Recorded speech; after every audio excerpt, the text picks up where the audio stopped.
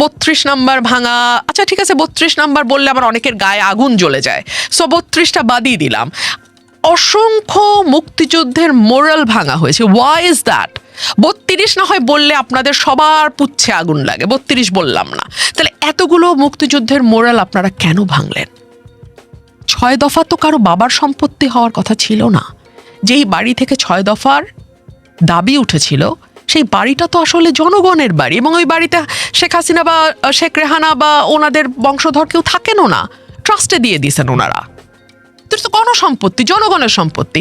গণভবনে যা হইল মানে নির্ঝরের স্বপ্নভঙ্গের মতো। 5 অগস্টের পরে আফসোস লীগ বলে একটা শব্দ আমরা শুনেছিলাম, যারা বলতো আহা আগেই তো ভালো ছিলাম। ভেরি ইন্টারেস্টিংলি, অ্যান্ড এটা একটা রিসার্চের ব্যাপারও হতে পারে, এই সংখ্যা কিন্তু বাড়ছে, এই সংখ্যা বাড়ছে। অনেকে ইভেন পডকাস্টে এসে চ্যালেঞ্জ দিচ্ছেন, টক শোতে বসে চ্যালেঞ্জ দিচ্ছেন যে আপনারা জরিপ করেন, দেখবেন যে আফসোস লীগের মানে সদস্য সংখ্যা অনেক বেশি বেড়ে গেছে। আচ্ছা ধরুন এই যে 2 বছর ধরে আমরা দিল্লি না ঢাকা স্লোগানটা শুনে শুনে কান ঝালাপালা হয়ে গেল আমাদের, এবং মানে ভারত শব্দটা উচ্চারণ করলেই একেবারে জানে প্রাণে মেরে ফেলা হবে এরকম হুমকিও প্রায় আমরা সচরাচরই দেখলাম একটা গোষ্ঠী বিভিন্ন জনকে দিচ্ছে। ভিসা ওপেন হতে না হতেই 1.5 লক্ষ আবেদন একদিনে 24 ঘন্টায় জমা পড়ে গেল। মানে হলোটা কি তাহলে? কোথাও না কোথাও তো একটা ভুল হচ্ছে, কোথাও না কোথাও তো একটা রং নাম্বারে ডায়াল হচ্ছে, না হলে তো এগুলো ঘটার কথা না। আফসোস লীগের সংখ্যাই বা এত মানে সমৃদ্ধ হবে কেন, বাড়বে কেন? আর 24 ঘন্টায় 1.5 লক্ষ ভিসার আবেদন পড়বে কেন? এরা কিন্তু চিকিৎসা পারপাসে যাচ্ছে তা না, এরা জাস্ট ঘুরতে যেতে চায়, ট্রাভেল, ট্যুরিস্ট ভিসা। সো আমার মনে হয় এগুলো নিয়ে ভাবা উচিত, যারা রক ফুলিয়ে অনেক লেকচার দিচ্ছেন ভাবা উচিত আমরা আসলে কি চেয়েছিলাম। আমি কি চেয়েছিলাম আমি খুব পরিষ্কার, আমি সেটা পাই নাই। আমি সিস্টেমের একটা পরিবর্তন চেয়েছিলাম, আমি সত্যিকার অর্থে একটা গণতান্ত্রিক রাষ্ট্র চেয়েছিলাম, আমি সবার জন্য বাংলাদেশ চেয়েছিলাম, যেই বাংলাদেশে একজন নারী ইনসিকিউর ফিল করবেন না, যেই বাংলাদেশে একজন নারীর পোশাক প্রতি মুহূর্তে মরাল কোয়েশ্চেনিংয়ের মধ্যে পড়বে না, যেই বাংলাদেশে একজন সংখ্যালঘু, সেটা ধর্মীয় অর্থে হোক কিংবা জাতিগতভাবে হোক, তাকে প্রতি মুহূর্তে আসলে হিসাব করে চলতে হবে না। আমি এরকম একটা বাংলাদেশ চেয়েছিলাম। আমি বাংলাদেশ চেয়েছিলাম যেখানে 10% মানুষের হাতে জিডিপির 40% গিয়ে জমা হবে না, কিংবা একেবারে প্রান্তিক 10% হাতে জিডিপির 0.005% যাবে না। মানে এইরকম ভয়াবহ ডিসপ্যারিটির মধ্যে বাংলাদেশ পড়বে না। আমি এরকম বাংলাদেশ চেয়েছিলাম। আপনি আমাকে বলেন তো এই বাংলাদেশকে আমরা পেয়েছি? সো আমি যদি মনে করি July is a failed project, মানে প্রজেক্ট ঠিক না, জুলাই ইজ আ ফেইল্ড, মানে আমাদের অনেকের চাওয়ার একটা বিরাট মানে ধোকা, একটা বিরাট যা আমরা চেয়েছি তার কিছুই পেলাম না, সেটা তো খুব ভুল হবে না? যেমন মুক্তিযুদ্ধের সময় আমরা দেখেছি যে যারা সত্যিকার অর্থেই যুদ্ধ করেছে তাদেরকে ছাপিয়ে গেছে যারা হয়তো সেই সময় ভারতে গিয়ে পালিয়েছিল। আওয়ামী লীগের একচেটিয়া হয়ে গেল জনযুদ্ধ। 24টাও আসলে এটা ছিল একটা ভীষণ রকম উগ্রপন্থার উত্থান, যে উগ্রপন্থা আসলে আমার দিকেই চোখ রাঙাচ্ছে, কারণ আমার এই বেশভূষা তো উগ্রপন্থার জন্য একটা হুমকি স্বরূপ। আমার ভয়েস, আমার গলা, আমার কথা, আমার চিন্তা করার ক্ষমতা এবং সেটাকে প্রকাশ করবার শক্তি, এই সব কিছু উগ্রপন্থার জন্য একটা হুমকি। সো আমি যখন দেখলাম যে আমার এই আন্দোলনটার ফল চলে যাচ্ছে উগ্রবাদীদের হাতে, তখন ডেফিনেটলি আমিও একরকম প্রতারিত বোধ করেছি। যখন আমি দেখলাম যে মুক্তিযুদ্ধের গান গেয়ে যেই সংগ্রামটা, যে আন্দোলনটা হইল 1.5 মাস, এরপরেই আমরা 32 নাম্বার ভাঙা, আচ্ছা ঠিক আছে 32 নাম্বার বললে আবার অনেকের গায়ে আগুন জ্বলে যায়, সো 32টা বাদই দিলাম। অসংখ্য মুক্তিযুদ্ধের মোরাল ভাঙা হয়েছে। Y is that? 32 না হয় বললে আপনাদের সবার পুচ্ছে আগুন লাগে, 32 বললাম না, তাহলে এতগুলো মুক্তিযুদ্ধের মোরাল আপনারা কেন ভাঙলেন? 6 দফা তো কারো বাবার সম্পত্তি হওয়ার কথা ছিল না। যেই বাড়ি থেকে 6 দফার দাবি উঠেছিল সেই বাড়িটা তো আসলে জনগণের বাড়ি, এবং ওই বাড়িতে শেখ হাসিনা বা শেখ রেহানা বা ওনাদের বংশধর কেউ থাকেনও না, ট্রাস্টে দিয়ে দিয়েছেন ওনারা। তো গণসম্পত্তি, জনগণের সম্পত্তি। গণভবনে যা হইল মানে নির্ঝরের স্বপ্নভঙ্গের মতো। নির্বাচনের 3 দিন আগে একটা চুক্তি হয়েছিল যুক্তরাষ্ট্রের সাথে বাংলাদেশে, সেই চুক্তিটা নিয়ে আপনি কথা বলতে চেয়েছিলেন, এরকম একটা তথ্য পড়েছিলাম। কেন পারলেন না সেটা নিয়ে কথা বলতে? কারণটা তো আমি বলেছি যে আমাকে নোটিশ, মানে স্পিকার আমাকে যেটা বললেন আমাকে নোটিশ দিতে হবে এবং নোটিশে 5 জনের স্বাক্ষর লাগবে। সো 5 জন আমাকে আসলে কে স্বাক্ষর দেবে? সরকারি দল তো নিশ্চয়ই দেবে না, তাই না? বাকি থাকে জামাত তো এটা নিয়ে কথা বলবে না। আর কারণ বলে তো তারা নিজেরাই আনতো, তাদের তো আর আমার নোটিশে স্বাক্ষর করার কিছু নাই। আর এনসিপি তো জামাতের বাইরে যাওয়ার ক্ষমতাই নাই, এখনো পর্যন্ত নাই। সো যখন বক্তব্য রাখতে হচ্ছে আমাকে একাই রাখতে। মানে এত বড় একটা চুক্তি নিয়ে সংসদ সদস্য 5 জন সংসদ সদস্য পাওয়া গেল না যে এই চুক্তিটা নিয়ে তো অজস্র আলাপ হয়েছে আউট অফ পার্লামেন্ট। দলের বাইরে গিয়ে দেশের পক্ষে দাঁড়ানোর মতন সাংসদকে আপনারা সংসদে পাঠিয়েছেন? দলগুলো কি তাদেরকে নার্চার করে? দলগুলো কি তাদেরকে ফ্লারিশ হতে দেয়? দল তো চায় বনসাই গাছ, তো বনসাই গাছের ভিড়ে আপনি ইন্ডিপেন্ডেন্ট কারেজাস ভয়েস পাবেন কেমনে? মানে ইউনুসের সময় তো I was the target of everyone. হ্যাঁ, তো তখন আমি বলেছিলাম যে এখন তো একজন মানুষ নিরাপদে সন্ধ্যাবেলা বেরোতে ভয় পায়। তখন যখন সবাই গালাগালি করলো, পরের দিন বড় বড় করে হেডলাইন হইলো যে মোহাম্মদপুরে ওই ছিনতাইকারীর হাতে পড়ে এই অবস্থা হচ্ছে, মোহাম্মদপুর একটা আলাদা জোন হয়ে গেছে, কিংবা আপনার ওইদিকে শ্যামলির ওইদিকে ওগুলো আলাদা আলাদা জোন হয়ে গেছে, এত খারাপ অবস্থা আইন শৃঙ্খলার। তো তখনই আবার আরেক দল বললো যে দেখেন উনি যা বলছে তা তো ঠিকই, কিন্তু আমি যা বলছি এটা ঠিক প্রমাণ বা ভুল প্রমাণটা এখানে মুখ্য না। মুখ্য হচ্ছে যে অবস্থার উন্নতির জায়গায় আমি অবনতিটাই দেখেছি। ধরুন আমি বা আমার মতন যারা নোন ফেস বা যারা সরাসরি রাজনীতির সঙ্গে যুক্ত, তাদের জীবন হাসিনার সময় হয়তো মোর ভালনারেবল ছিল, কিন্তু যারা একটা সাধারণ মানুষ যে অফিসে একটা প্রাইভেট কোম্পানিতে চাকরি করে, 80,000 টাকা বেতন পায়, ঘর ভাড়া দেয়, বাড়ি ভাড়া দেয়, বাবা মাকে কিছু টাকা পাঠায়, সন্ধ্যাবেলা বউকে নিয়ে ফুচকা খেতে যায়, এটাই হচ্ছে তার জীবন। তার জীবনের আনন্দ হলো সন্ধ্যাবেলা গিয়ে মহিলা সমিতিতে একটা নাটক দেখবে বা শিল্পকলায় যাবে, একটা গানের প্রোগ্রাম করবে, দেখবে। সে যদি ওই যাত্রাপথটা তার নিরাপদ না হয়, ছিনতাইকারীর ভয়ে তাকে থাকতে হয়, ফেরার পথে ওয়াইফকে নিয়ে মেয়েকে নিয়ে ফিরবে, তারা অন্য কোনো রকম অ্যাসল্টের শিকার হয় কিনা সেই ভাবনায় তাকে তাড়িত হতে হয়, এবং শিল্পকলায় গিয়ে যদি একটা মবের মুখে তাকে পড়তে হয়, তাহলে আর আপনি কোন বেটার বাংলাদেশটা পাইলেন? এই প্রশ্ন আসবে না? এই কারণে আফসোস লীগের সংখ্যা বাড়তে থাকে প্রতিদিন, যাকে আর কি আপনারা কোট আনকোট আফসোস লীগ বলেন। আপনি যে দলের রাজনীতি করতেন তাদের সাথেও একটা দীর্ঘ সময়ের সখ্যতা, সেই সখ্যতাটা নষ্ট হলো কেন? আপনি বিএনপির রাজনীতি করেছেন, বিএনপির সহ আন্তর্জাতিক বিষয়ক সম্পাদক ছিলেন, একাদশ জাতীয় সংসদে আপনাকে সংসদে দেখা গেছে, এবং সেখানে বিএনপির হয়ে যে 1-2টা ভয়েস সংসদে আমরা শুনতাম, তার মধ্যে আপনি একজন। সেই দলের জন্য কাজ করে এত বছর সেই সখ্যতাটা নষ্ট হলো কি কারণে, যে আপনাকে সেই দলের বিরুদ্ধে গিয়ে স্বতন্ত্র নির্বাচন করতে হলো ত্রয়োদশ জাতীয় সংসদ নির্বাচনে? এটা আসলে আমি বলবো সখ্যতা নষ্ট ঠিক নয়, হয়তো আমার কিছু কথা দল ভালোভাবে নেয়নি বা নিতে পারে নাই।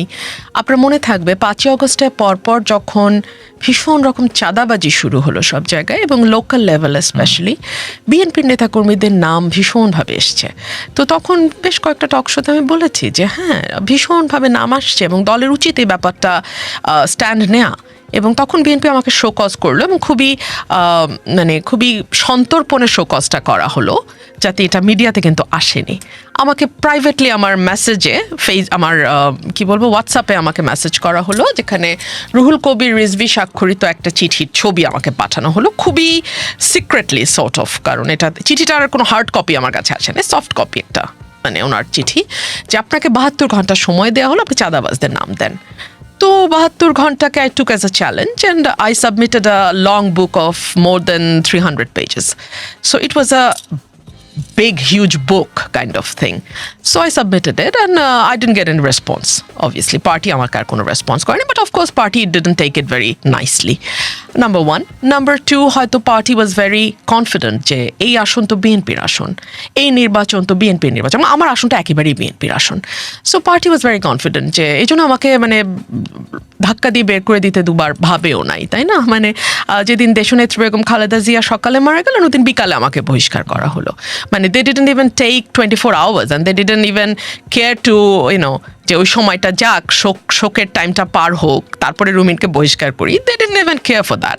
So ওই দিন বহিষ্কার করা, বোধহয় পার্টি ভেবেছিল যে ও আর কি হবে, ওকে জাস্ট এখন ফেলে দিলেই হয়, ওর আর কি হবে, বিএনপি ছাড়া ওর আর কি গতি বা আছে। মানে আপনি তো ধরেন একজন রাজনীতিবিদ, সংসদ সদস্য, তার বাইরে একজন মানুষও তো, যে রাজনৈতিক দলের জন্য একটা লম্বা সময় আপনি রাজপথে কথা বললেন, টেলিভিশনে কথা বললেন, মানে বিএনপির ভয়েস তো আমরা আওয়ামী লীগের আমলে হাতে গোনা যে 1-2 জন বিএনপির ভয়েস টেলিভিশনেও দেখতাম, টকশোতে, তার মধ্যে আপনি বলা যেতে পারে শুরুর দিকেই আপনার নাম। সেই দল আপনার কোনো একটা মন্তব্য গ্রহণ করতে না পেরে আপনাকে বহিষ্কার করবে, এটা মনোনয়ন দেয়নি, তারপরে বহিষ্কার করেছে। প্রথমে মনোনয়ন দেয় না, তারপর আপনাকে বহিষ্কার করেছে, এবং সম্ভবত 30 ডিসেম্বর। মানে এটা মানুষ হিসেবে আপনার কেমন লাগে? রাজনীতিবিদ না, কিংবা দীর্ঘদিন ধরে একজন পেশাজীবী আইনজীবী হিসেবেও না, একজন মানুষ হিসেবে কেমন লাগে? বিদ্যাসাগরকে একবার একজন বলছিলেন, আপনার ভীষণ বদনাম করছে অমুকে। বললো তাই? কিছুক্ষণ চুপ থাকলেন, দেখে উনি বললেন, আমার তো মনে পড়ছে না যে আমি ওর কোনো উপকার করেছি। সো বাঙালির চরিত্র বুঝতে এই উক্তিটি আমার মনে হয় যথেষ্ট। মানে আপনি যার উপকার করবেন দীর্ঘদিন, সে আপনার ক্ষতি না করে থাকবে, এটা আমাদের চরিত্রেই নাই। আর মানে মানুষ হিসাবে আমি এখানে কি বলবো? আমার কি তাহলে চিৎকার করে কাঁদা উচিত ছিল? আদালতে গিয়ে মামলা দায়ের করা উচিত ছিল? কি উচিত ছিল? আপনার ক্যারেক্টার আপনি শো করেছেন, I will show mine, as simple as that. আমি আসলে বিএনপি যতটা না করেছি, আমি আসলে বেগম খালেদা জিয়া করেছি তার চেয়ে অনেক বেশি। সো এটা আমার কাছে খুব, মানে এটা একরকম মিস্টিরিয়াস একটা ঘটনাও, যে উনি যেদিন চলে গেলেন পৃথিবী থেকে, দলের সাথে আমার ওই দিন ফর্মালি উই গেট সেপারেটেড, একদম formally I was expelled from the party. So it's very mysterious, এবং আমার ভালোও লাগে যে যতদিন উনি ছিলেন আমি ছিলাম, উনি যেদিন নাই সেদিন থেকে আমি আর এই দলের সাথে নাই। এখন প্রধানমন্ত্রী পুরুষ, বিরোধী দলীয় নেতা পুরুষ, এবং আপনি বলছেন সংসদে এখন উগ্রপন্থার এক ধরনের ডমিনেন্স আছে। তাইলে কি এই গণঅভ্যুত্থানের পর নারীদের জন্য বাংলাদেশে পথ চলা আরো কঠিন হলো? অফকোর্স। আপনি 3 মাসের রেপের হিসাব দেখেন, স্বরাষ্ট্রমন্ত্রী কোনো কিছু স্বীকার করেন না, কিন্তু রেপ উনি স্বীকার করতে বাধ্য হয়েছেন, এবং এটা যুক্তি দিতেছেন কারণ এখন সবাই মামলা করে। দ্যাটস ভেরি ফানি দো, বাট উনি তো স্বীকার করছেন। 71 বছরের বৃদ্ধা, 9 মাসের শিশু, কি বলবেন আপনি? আপনি কি বলবেন? এবং রাষ্ট্রের প্রতি মুহূর্তে দেখুন, আপনি বলেন, আমরা তো এটার মানে উপরে দেখলাম যে এটার উগ্রপন্থার একটা দাপট 2 বছরে, কিন্তু উগ্রপন্থাটা কি 2 বছরে তৈরি হচ্ছে? 2 বছরে আপনাকে তাই মনে হয়? Of course not. এটাকে একটা উর্বর ক্ষেত্র দীর্ঘদিন ধরে বানানো হয়েছে, ভোটের হিসাব থেকে, রাজনীতির হিসাব থেকে, আমাকে ক্ষমতায় থাকতে হবে এই হিসাব থেকে। এই উগ্রবাদের একটা যে চারণভূমি তৈরি হয়েছে, এইটার দায় তো আসলে কোনো রাজনৈতিক দল বাংলাদেশে এড়াতে পারে না। এটা তো করা হয়েছে, এবং এটার ফল এখন আমাদের ভোগ করতে হবে। মজাটা কি, যারা এই চারণ ক্ষেত্রটা তৈরি করেছেন, সেই ডিসিশন মেকিং পজিশনে যারা বসে থাকেন, তাদের ফিউচার জেনারেশন কেউ বাংলাদেশে থাকে না, তাদের বাচ্চারা বাংলাদেশে পড়ে না, তাদের বাচ্চারা বাংলাদেশে সংসার করে না, বাংলাদেশে ট্রিটমেন্ট নেয় না, বাংলাদেশে তাদের বাচ্চাদের স্কুলে পড়ায় না। সো তারা বাংলাদেশটা নরক হয়ে গেলে বিদেশে বসে ওয়াইন খেতে খেতে হাসতে পারে, আমরা পারি না, কারণ আমাদের এর মধ্যে দিয়ে থাকতে হয়, চলতে হয়, বাস করতে হয়। আমরা বাংলাদেশ প্রসঙ্গে আসবো, আমি একটু সংসদে যাই। আপনি ত্রয়োদশ জাতীয় সংসদ নির্বাচনে নির্বাচিত হয়ে অধিবেশন দেখলেন, 2টা বাজেট অধিবেশন গেল, তার আগে একটা অধিবেশন অংশ নিয়েছেন। কেমন সংসদ দেখলেন? মানে আমি মনে করতে পারি আমার বুদ্ধি হওয়ার পর থেকে সংসদ অধিবেশনের প্রতি মানুষের আগ্রহ খুব একটা কখনো দেখিনি।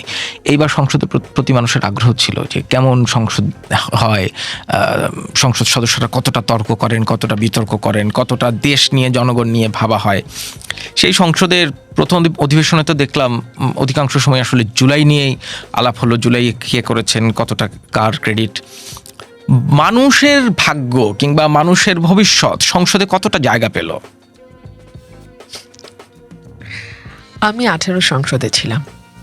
18 সংসদটা ছিল মূলত আওয়ামী লীগ এবং জাতীয় পার্টির সংসদ, এবং একটা পর্যায়ে আমি বলতে বাধ্য হয়েছিলাম যে এ কি কুসুম কুসুম বিরোধিতা দিয়ে তো আসলে সংসদ চালানো যায় না। আমি সংসদে দাঁড়িয়ে এটা বলেছি, এবং আমি এটাও বলেছিলাম যে কে সরকারি দল কে বিরোধী দল, মাননীয় স্পিকার, আসলে আমি বুঝতে পারি না। আমার একই ধাঁধা এখনো কাটলো না।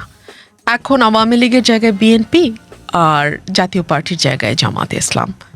The game is all the same. এবং তখনও দেখা গেছে যে আমাকে আসলে এক্সট্রা এফোর্ট দিতে হয়েছে বিরোধী দলের ভয়েসটা শোনানোর জন্য।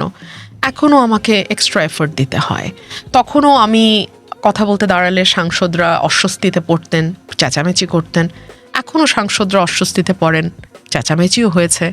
এমনকি এবার নতুন যুক্ত হয়েছে, যেহেতু মানে উগ্রবাদীদের ডমিনেন্স আছে সংসদে, সো এবার বিএনপির একজন প্রবীণ নেতা অশ্লীল অঙ্গভঙ্গিও করেছেন আমার বক্তব্যের সময়। মানে এটাও হয়েছে আর কি এখন। সো আপনি বলেন মানের দিক থেকে, গুণগত পরিবর্তনের দিক থেকে আপনি বিচার করেন, আপনারাই বিচার করেন। উগ্রবাদের এই ডমিনেন্স কি শুধু সংসদেই দেখেন? মানে নিঃসন্দেহে সর্বত্রই। পুরো বাংলাদেশেই এক ধরনের আছে, এবং একটা লম্বা সময় ধরে এটার ক্ষেত্র তৈরি করা হয়েছে। জুলাই অগাস্টের পর আমরা সেটার একটা ফ্লারিশ হতে দেখলাম। এইটাকে কাউন্টার করার জন্য যে সোশ্যাল ন্যারেটিভ তৈরি করার দরকার, কিংবা যে সোশ্যাল ফ্যাব্রিকেশন দরকার, যে কালচারাল মুভমেন্ট দরকার, সেটা নাই কেন? কিংবা সেটা কেউ কি তৈরি করতে চায় না?